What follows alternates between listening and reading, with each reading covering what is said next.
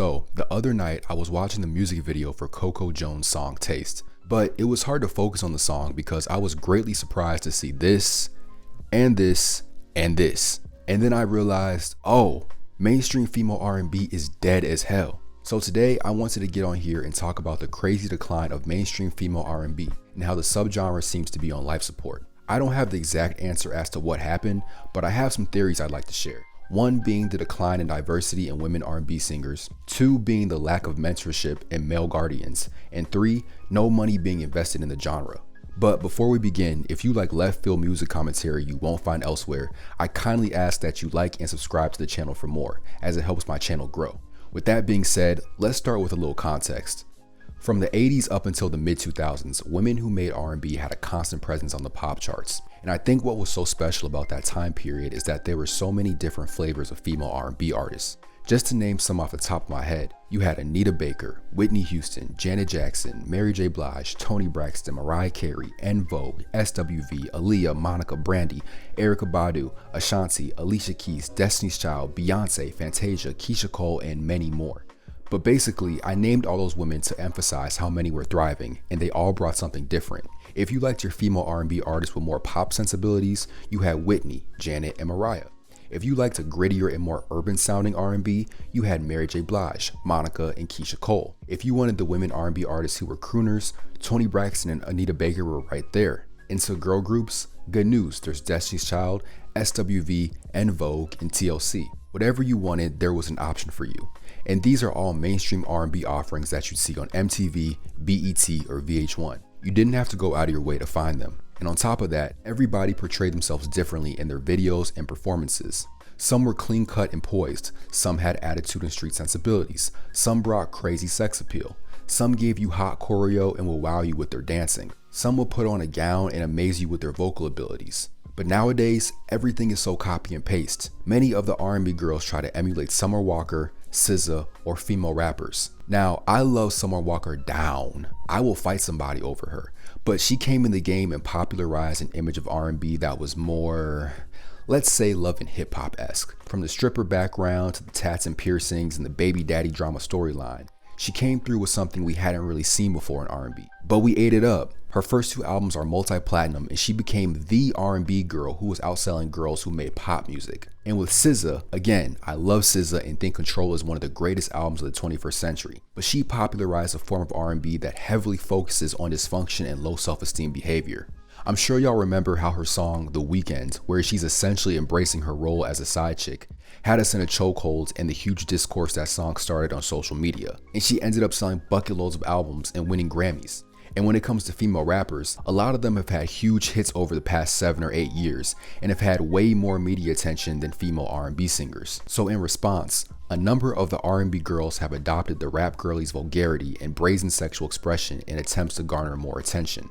That's why I think you see artists like Chloe Bailey and Coco Jones spread eagle and patting their poom-pooms in music videos, or trying to write songs that revolve around ghetto, unhealthy relationship dynamics and storylines. The industry these days is not looking for originality. They're looking to copy what's already successful. And in a subgenre that's already very underfunded like female R&B, these women are going to be encouraged to copy similar themes and habits to sell records. Because at the end of the day, the music business is a business focused on profit. The second reason I think female R&B is dead, lack of male guardians and mentorship. When people talk about the decline in female R&B, I rarely hear this point being discussed. You know that list of 90s and 2000s female R&B singers I gave earlier? Well, most of them had an important male figure that advocated for them and helped them be successful. Whitney, Monica, and Alicia Keys had Clive Davis. Toni Braxton and TLC had L.A. Reid and Babyface. Ashanti had Irv Gotti and Murder Inc. Aaliyah had her uncle Berry Gordy. Mary J. Blige had P. Diddy. Beyonce had her father Matthew Knowles and her husband Jay-Z. Mariah Carey had her husband Tommy Mottola. Janet Jackson had her association with Michael Jackson. The music industry is a male-dominated industry, and it helps immensely if you have a powerful or well-connected man in your corner advocating for you. These men understood the industry and knew what would help sell records, so they knew how to style and market the women to help them build their brand and get their initial success. I'm not saying these women were brainless puppets controlled by these men, but a lot of their initial success is largely due to them. These women didn't have ties to a powerful man.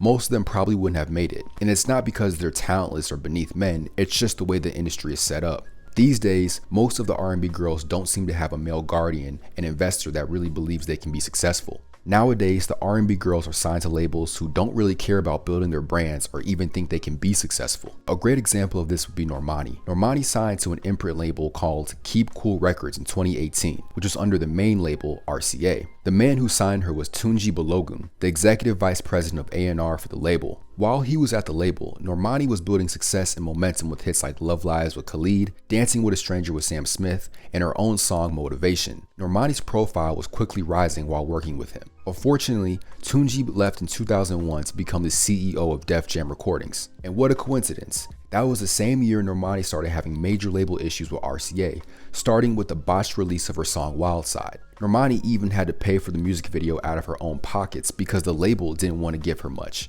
RCA didn't believe in Normani the way Tunji did and quietly shelved her and pushed her debut album back for years. Once her album Wild Side finally came out in 2024, the label gave almost no money for promotion and wouldn't even fund a music video. A surprise to no one, the album flopped, and to this day, we still don't know what's going on with her music career. Female R&B singers have to fight and get momentum largely on their own before the label even thinks about funding them. That's why I think so many of them stick to the played out, vibey R&B songs and are displaying their sexuality in a way female rappers tend to. They're sticking to what's safe and what's bringing attention to other artists in hopes it also works for them. Which leads me to my last theory as to why female R&B has declined so much. But before that, I'd like to thank you for making it this far in the video. If you enjoyed this video, I kindly ask that you like and subscribe, which greatly helps my channel. So the last theory isn't really a theory, it's a fact. There isn't really any money in R&B music anymore.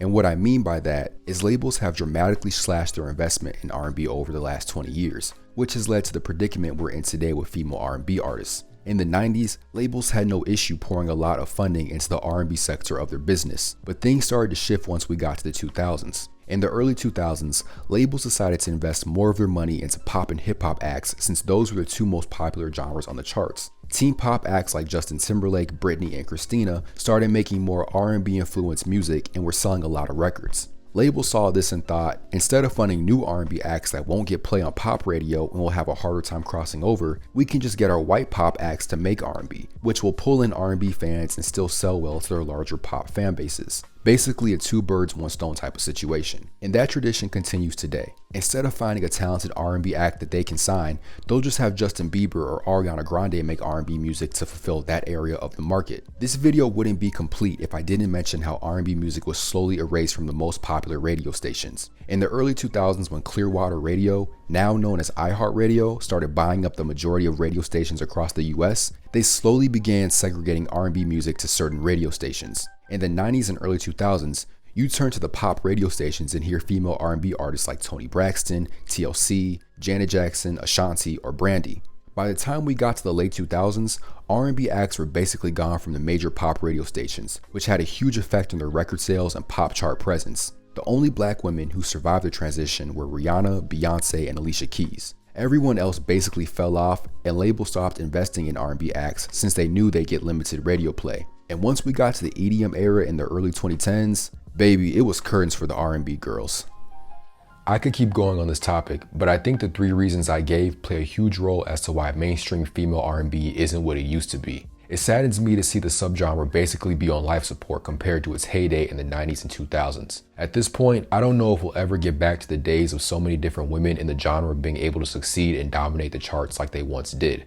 I really hope so. I look forward to hearing what you guys think. Are you happy with the current state of female R&B, or are there other things holding back the subgenre that I didn't mention? Thank you so much for watching. Please like and subscribe. Peace.